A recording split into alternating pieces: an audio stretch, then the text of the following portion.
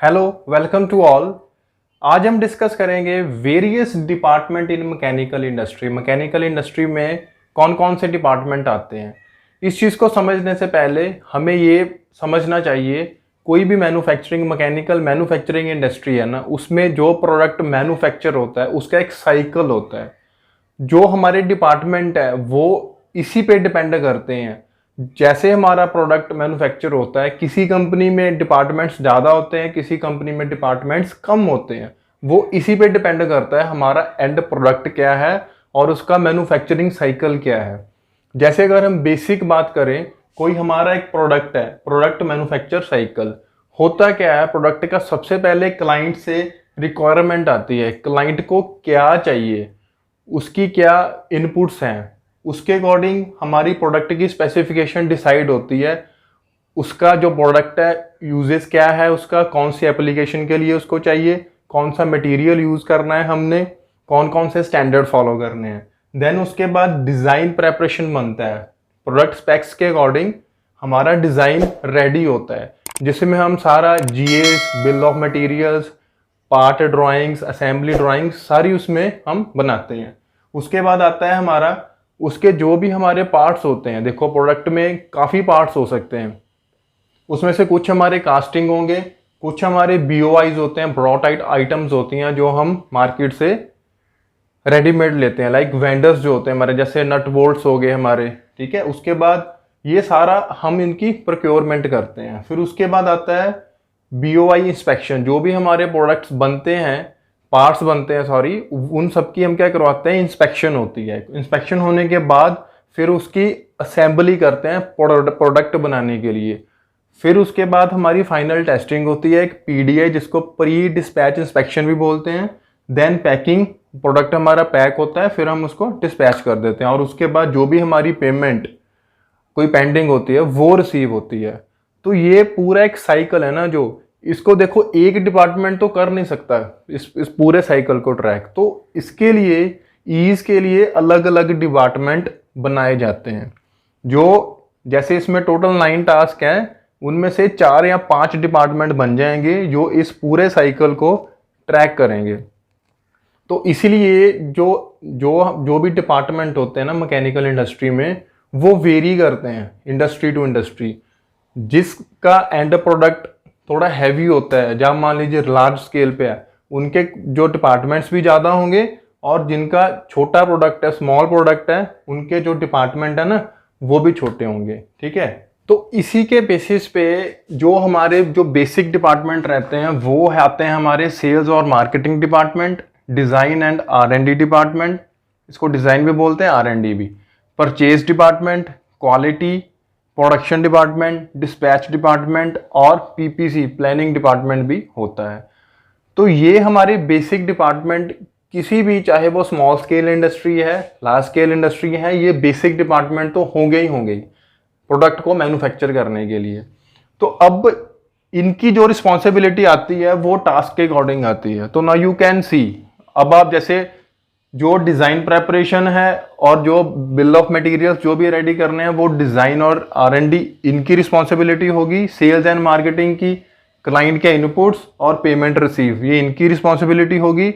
Purchase में हमारा जो भी बीओआईज आते हैं, प्रोक्योरमेंट की, वो परचेज की रिस्पॉन्सिबिलिटी होती है। उसके बाद क्वालिटी डिपार्टमेंट, जो भी इंस्पेक्शंस आती हैं, चाहे वो पीडीआई है, बीओआई इंस्पेक्शंस होती हैं, वो सारी जो है क्वालिटी की रिस्पॉन्सिबिलिटी होती है। प्रोडक्शन डिपार्टमेंट में कोई मशीनिंग करनी है हमने इन हाउस किसी पार्ट की अपनी, और असेंबली, टेस्टिंग, ये सारी क्या आती है, प्रोडक्शन की रिस्पॉन्सिबिलिटी होती है। और उसके बाद पैकिंग और डिस्पैच जो है डिस्पैच डिपार्टमेंट होता है। ये पीपीसी जो प्लानिंग डिपार्टमेंट होता है ना, ये किसी कंपनी में नहीं भी होता स्मॉल स्केल, क्योंकि इसका बेसिकली रिस्पॉन्सिबिलिटी क्या रहती है, ये जो हमारा प्रोडक्ट है ना उसको सारा ट्रैक करते हैं भी अकॉर्डिंग टू टाइम, हमारा जो जो उसका प्रोसेस है वो हो रहा है कि नहीं हो रहा, एक्सपेडाइट करने के लिए ये डिपार्टमेंट हमारा होता है। अब हम बात करेंगे जो वेरियस डिपार्टमेंट है ना, इनके फीचर्स के बारे में। कौन सा डिपार्टमेंट में क्या सैलरी का सिनेरियो रहता है, उसका स्कोप क्या है, उसमें जॉब जो टाइप है उसकी फ्लेक्सिबिलिटी कैसे रहती है। देखो कोई भी डिपार्टमेंट है ना, उसकी जो फीचर्स रहते हैं ना वो मेनली इन पैरामीटर्स पे रहते हैं। उसमें फ्लेक्सिबिलिटी कितनी है, जॉब टाइप कौन कौन सी है, हमारी सैलरी का वहाँ पे क्या रेशियो रहता है, लर्निंग क्या है उस डिपार्टमेंट में, और स्कोप क्या है। देखो मेरा मानना ये है, कोई भी डिपार्टमेंट हम ले लेते हैं ना, उसका जो स्कोप है वो डिपेंड करता है हमारी परफॉर्मेंस पे। देखो मैकेनिकल इंडस्ट्री, मैन्युफैक्चरिंग इंडस्ट्री में हर दिन लर्निंग होती है, हर डिपार्टमेंट में हम लर्न कर सकते हैं। वो डिपेंड करता है हमारी कैपेबिलिटी पे, हमारी डेडिकेशन पे। अगर हम बात करें ना तो ये 3 डिपार्टमेंट, डिज़ाइन, क्वालिटी और प्रोडक्शन, ये हमारे कोर टेक्निकल डिपार्टमेंट हैं जिसमें हमारी टेक्निकल नॉलेज बहुत एनहेंस होती है, और इसमें जो सैलरी का हमारा रहता है ना वो जल्दी हम हाइक लेते हैं। इस चीज़ में जो हमारी सैलरी है ना वो काफ़ी जल्दी बढ़ती है विद रिस्पेक्ट टू एक्सपीरियंस। देखो अगर हम बात करें फ्लेक्सिबिलिटी ना, सारे इस डिपार्टमेंट में हर एक डिपार्टमेंट की अलग अलग फीचर है। जैसे अगर डिज़ाइन और R&D की बात करें तो एक वाइट कॉलर जॉब है, आपको एसी रूम में सिस्टम के आगे बैठ के सारा काम करना होता है। अगर एज कम्पेयर टू हम बात करें प्रोडक्शन डिपार्टमेंट में, प्रोडक्शन डिपार्टमेंट में आपको फ्लोर के ऊपर रहना पड़ता है, जिसमें आपको ऐसा जो फ्लेक्सिबल इन्वायरमेंट नहीं मिलता, आपको सुपरवाइज करना होता है लेबर्स को सारा, तो इसमें वाइट कॉलर जॉब नहीं होती। तीसरा आता है हमारा क्वालिटी। क्वालिटी में भी हमें ज़्यादा टाइम फ्लोर पे ही स्पेंड करना पड़ता है।